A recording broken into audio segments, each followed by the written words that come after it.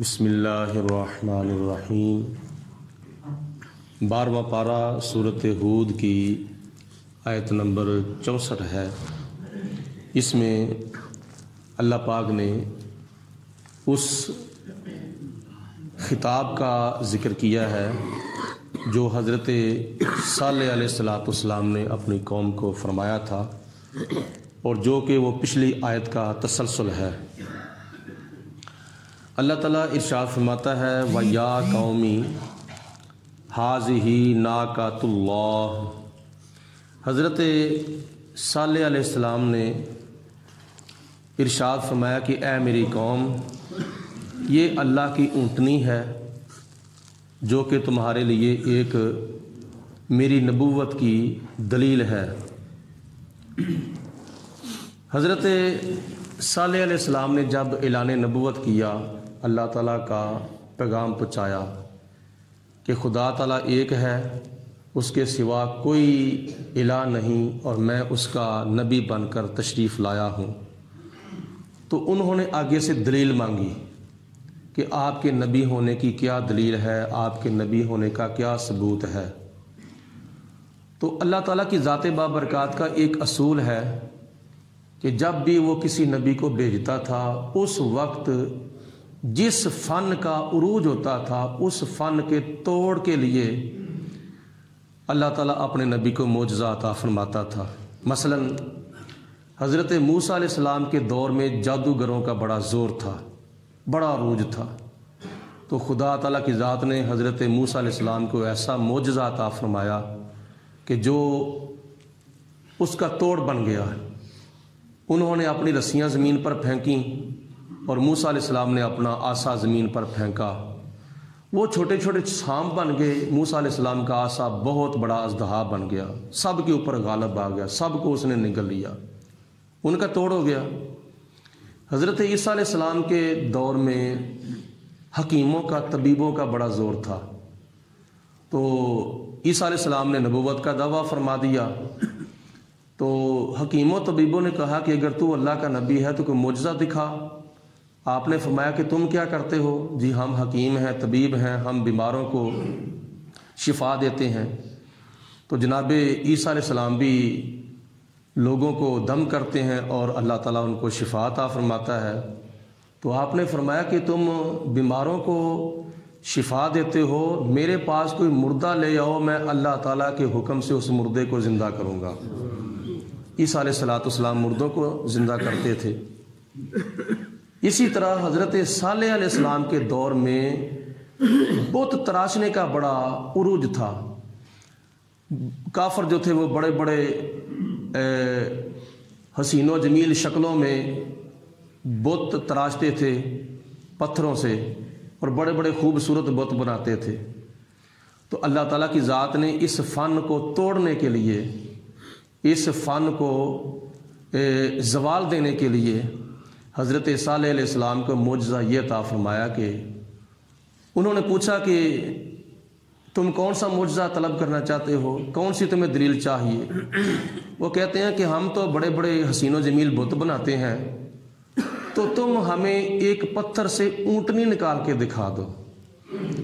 تو حضرت صالح علیہ السلام نے فرمایا کہ ایک پتھر کی چٹان کی طرف اشارہ کیا اور فرمایا کہ پھٹ جا اللہ تعالیٰ کے حکم سے۔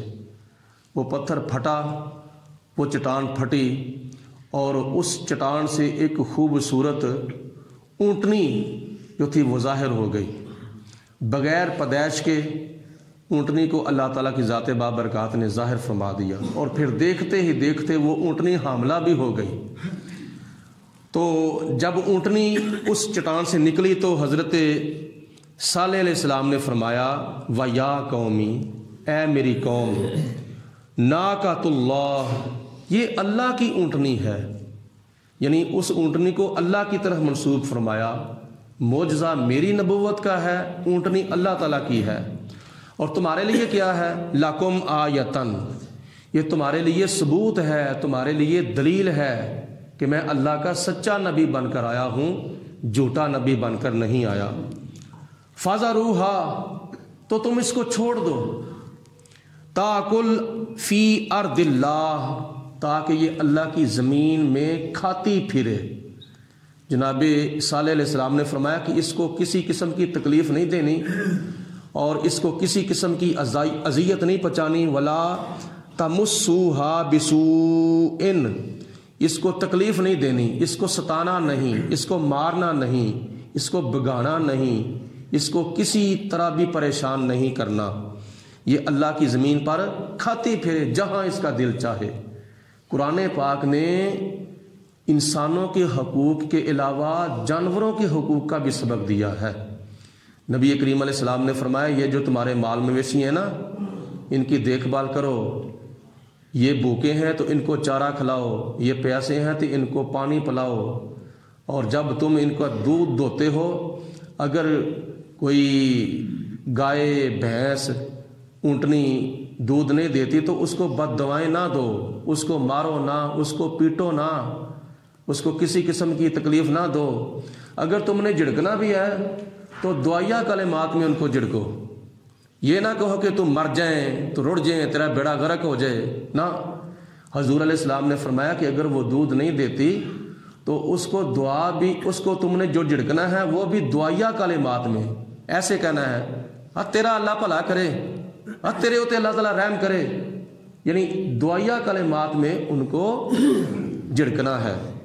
اگر ضرورت پڑ جائے تو جانوروں کے اندر بھی اللہ تعالیٰ کی ذات نے جان ڈالی ہے اور وہ بھی ہماری طرح ہی روح رکھتے ہیں، صرف فرق تو یہ ہے کہ ہم انسان ہیں وہ حیوان ہیں۔ تو اللہ پاک کی پیارے نبی حضرت صالح علیہ السلام نے فرمایا کہ اس کو مارنا نہیں، اس کو تکلیف نہیں دینی، فَذَرُوهَا، تو چھوڑ دو تم اس کو تاکہ اللہ تعالیٰ کی زمین پر یہ کھاتی پھرے۔ اور اس کے اندر پھر یہ کمال تھا کہ اس کے اندر بھی حضرت صالح علیہ السلام نے قوم کا فائدہ سوچا تھا، اور ہوتا یہ تھا کہ ایک کنویں سے ایک دن قوم پانی پیے اور ایک دن یہ اونٹنی پانی پیے، دن تقسیم کر دیے حضرت صالح علیہ السلام نے، اور جتنا قوم پانی پیتی تھی اتنا ہی یہ اونٹنی پانی پی جاتی تھی، اور صرف پانی نہیں پیتی تھی بلکہ اس کے مطابق فائدہ بھی دیتی تھی۔ حضرت صالح علیہ السلام نے فرمایا تھا کہ اس کو مارنا نہیں، کوئی اس کو تکلیف نہ دے، اس کی وجہ یہ کہ جہاں اس کا دل چاہے زمین پر کھاتی پیتی رہے۔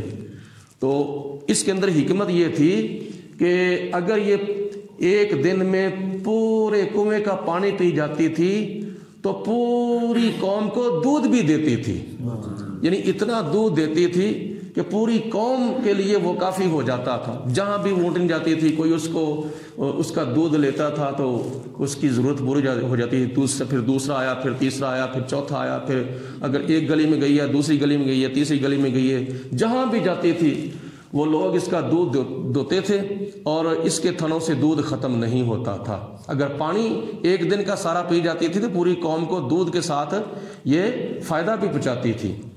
تو اس لیے حضرت صالح علیہ السلام نے فرمایا کہ اگر تم اس کو مارو گے تو پھر دودھ کہاں سے پیو گے، تو یہ تو تمہیں فائدہ پہنچا رہی ہے۔ وَلَا تَمُسُّوهَا بِسُوءٍ، اس کو تکلیف نہ دو، اگر تم اس کو تکلیف دو گے فَيَأْخُذَكُمْ عَذَابٌ قَرِيبٌ، ان قریب تمہیں اللہ تعالیٰ کا عذاب آ کر تمہارا بیڑا غرق کر دے گا، تمہیں تباہ و برباد کر دے گا۔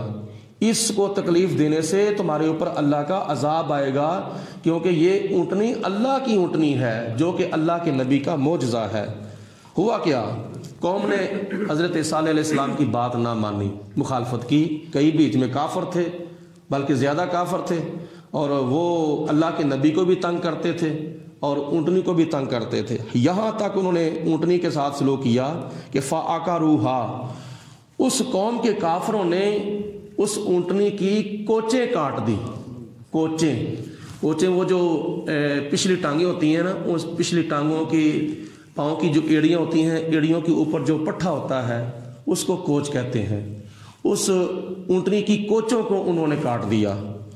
تو پھر کیا ہوا، فَقَالَ تَمَتَّعُوا فِي دَارِكُمْ ثَلَاثَةَ أَيَّامٍ، حضرت صالح علیہ السلام نے فرمایا کہ اے لوگو، تم نے میری اونٹنی کی کوچیں کاٹ دی ہیں، اب تم اللہ کے عذاب کے لیے تیار ہو جاؤ، بس تمہارے لیے 3 دنوں کی مہلت ہے، ثلاثۃ ایام، تمہارے لیے 3 دنوں کی مہلت ہے، تمہیں 3 دنوں کا میں الٹیمیٹم دیتا ہوں، 3 دنوں تک تمہیں وارننگ ہے، اپنے گھروں کے اندر جو تم نے مزہ لینا ہے لے لو، جتنا فائدہ تم نے اٹھانا ہے اٹھا لو۔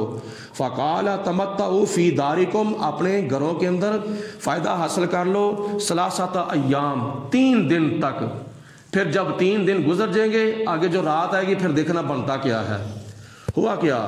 ذالک وعد غیر مکذوب، حضرت صالح علیہ السلام نے فرمایا یہ اللہ کا وعدہ ہے جو جھوٹا نہیں ہے، سچا ہے، یہ پورا ہو کر رہے گا۔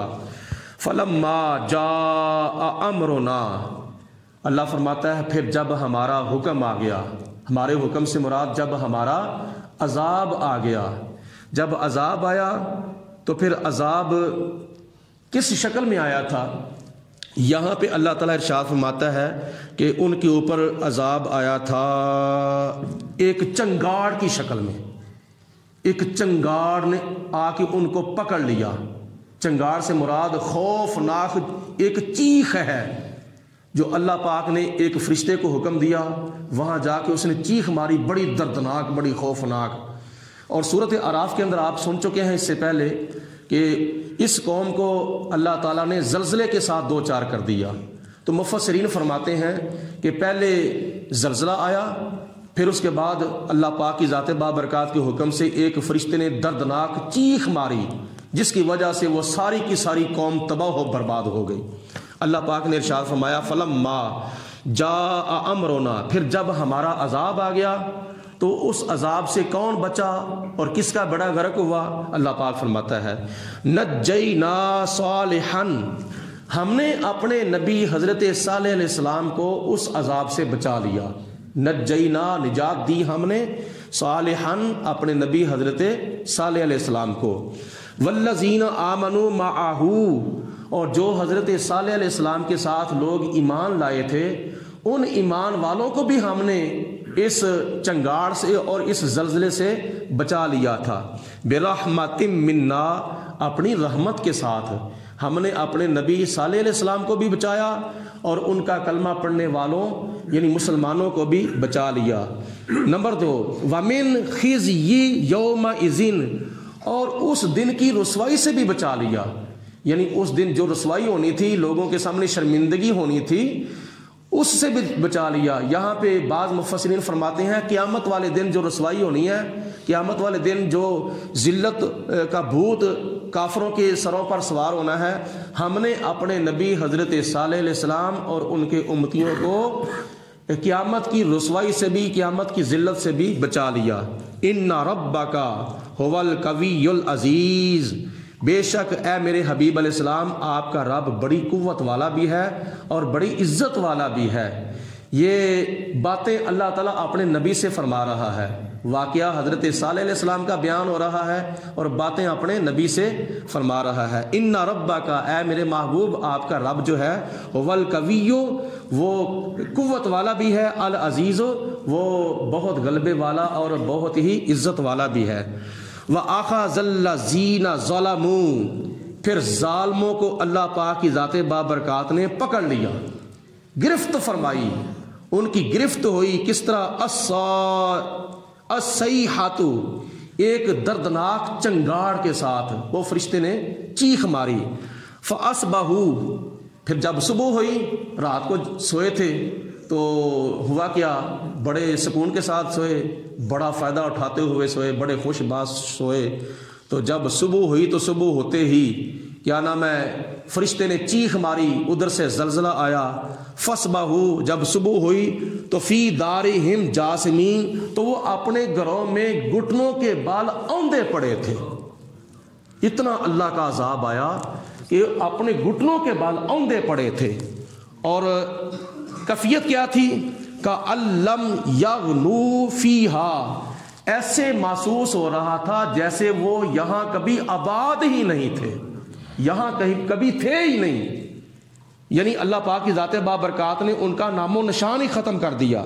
الا ان سمودا، خبردار یہ لوگ جو قوم سمود والے تھے، کیونکہ حضرت صالح علیہ السلام کی قوم کا جو سردار تھا نا اس کا نام سمود تھا، اس کے نام پر یہ قوم سمود جو تھی وہ مشہور ہوئی ہے۔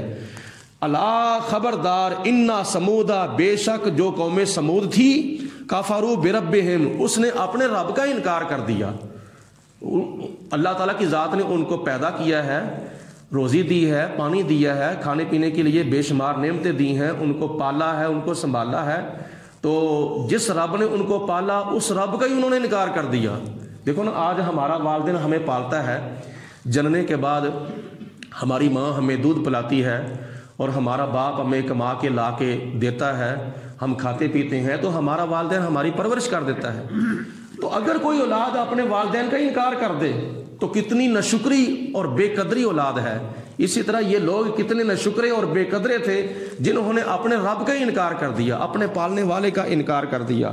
الا بودل سمود، خبردار سن لو، قوم سمود کے اوپر پھٹکار ہے، لانتے ہیں، بڑا سخت ان کے اوپر عذاب نازل ہوا۔ یہ ہمارے سبق کے لیے ہے، ہماری عبرت کے لیے ہے۔ اللہ پاک ہم سب کو سبق اور عبرت حاصل کرنے کی توفیق عطا فرمائے۔